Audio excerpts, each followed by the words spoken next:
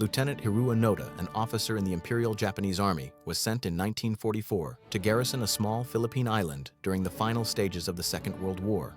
He was given strict orders not to surrender under any circumstances, a command he adhered to for nearly 3 decades.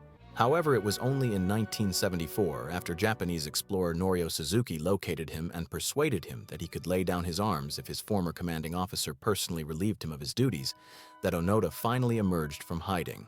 On 9th March 1974, Onoda surrendered, becoming the penultimate Japanese soldier to officially lay down arms. The question that fascinated many was why Onoda refused to believe the war had ended and how he survived in the jungle for more than 29 years.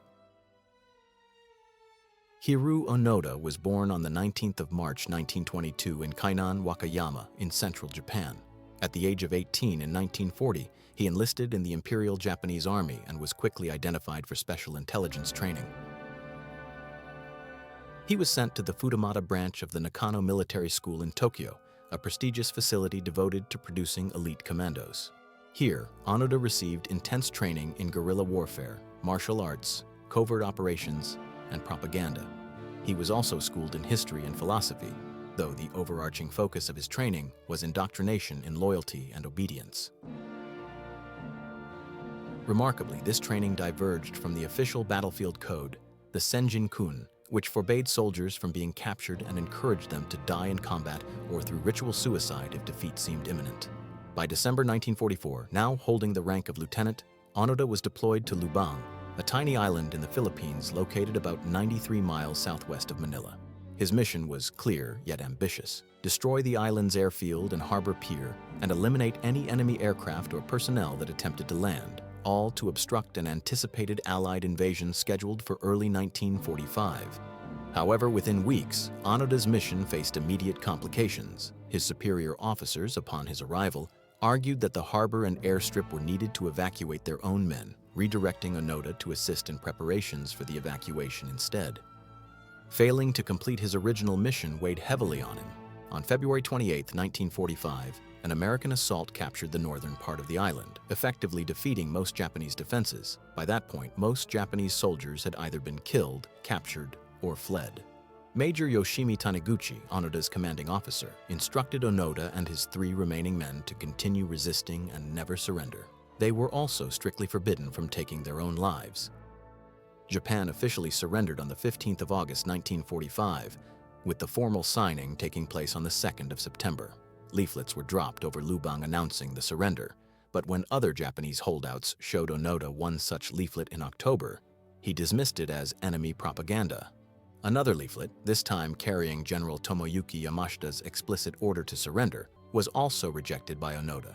A skilled practitioner of intelligence and propaganda himself, he claimed the document was a forgery designed to trap Japanese soldiers. He had orders to follow, and he would follow them, fully convinced that the war was still ongoing.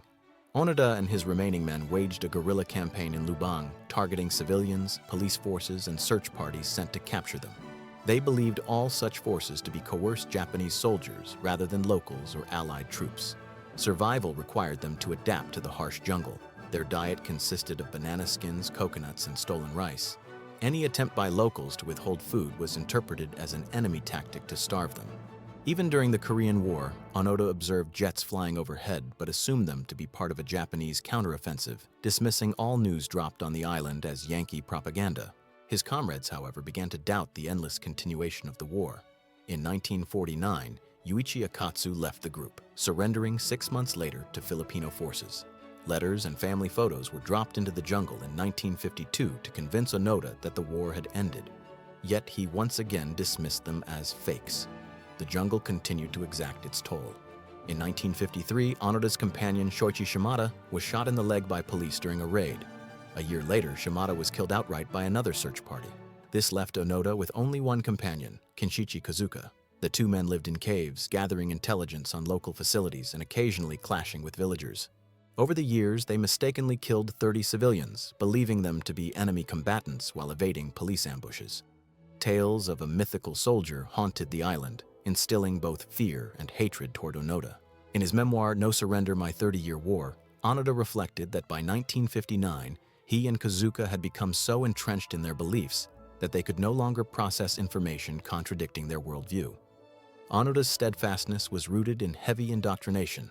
Japanese wartime ideology glorified death in service of one's country, exemplified by the kamikaze pilots, and he also felt a profound responsibility as an intelligence officer. Abandoning his post would have brought unbearable shame. In October 1972, Kinshichi Kozuka was killed by police gunfire.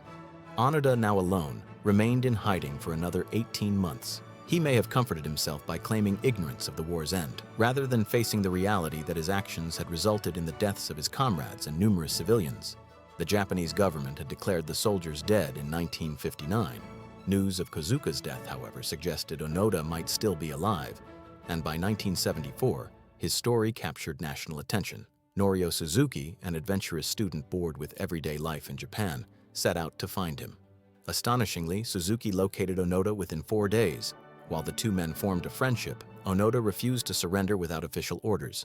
Suzuki returned to Japan with proof of their encounter, secured Onoda's former commanding officer Major Taniguchi, now a bookseller, and returned to Lubang. On 9th March 1974, Taniguchi personally rescinded Onoda's original orders, formally relieving him of his duty by Emperor Showa's command.